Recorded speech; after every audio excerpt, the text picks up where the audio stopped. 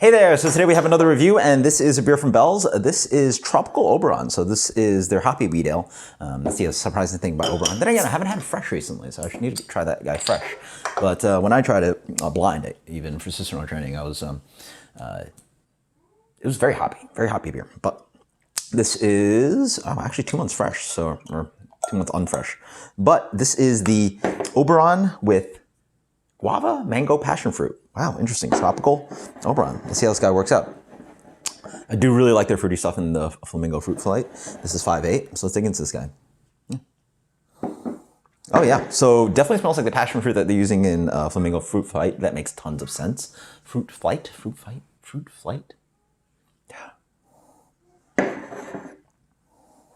Honestly, smells a lot like that beer. It's not as tart. Maybe get a little bit more, I mean, that's a wheated ale too, but oh, that's what it smells like. Oh my God. One of my favorite beers of all time is a beer called Avery Lilikoi Coppola. It's it was a passion fruit, coriander, slightly tart wit beer. You know, out of the desert island beers and most underrated beers of all time in my mind, and desert island beers, that's one of my picks, but that's what it tastes like, which makes sense. This is a wheated American ale with passion fruit. Tangents, sour tangents. Okay, so this is definitely not tart like that beer, but pretty freaking good. It has a really nice kind of creamy mouthfeel. I mean, it immediately reminds you of like New England IPA. It just has this like creaminess, the fruitiness up front.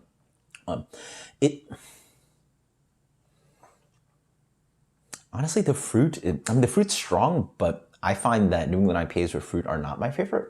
But sort of recreating a New England IPA with a wheat ale with the fruit and the hoppiness of this guy sort of makes sense. I don't know why.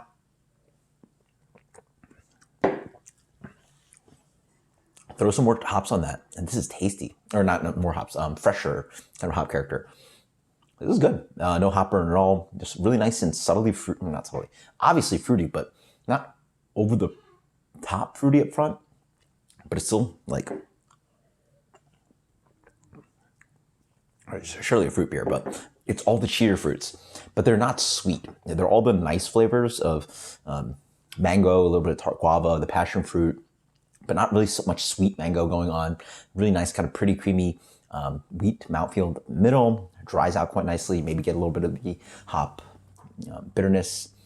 Yeah, which is nice.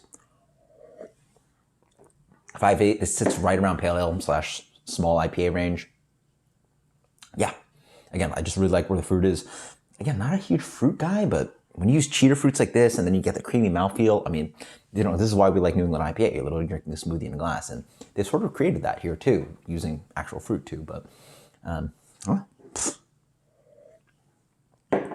medium plus mouthfeel, not overly sweet, rich fruit character, on the drier side, slightly tart from the fruit. Beer's not very tart. A little bit of hop quality probably on the finish. There's this like vanilla, creamy, like oaty note, but I guess it's just wheat. So there's a rounded character to it. Very, very good. I highly recommend it. If this sounds like something up your alley, you gotta get it because it is really good. And if you're a New England IPA fan and you like a little bit of fruit beer, this is also up your alley. This is silly good. 95. That is Tropical Oberon. Highly recommend it. That's great stuff. Until next time, guys. Cheers.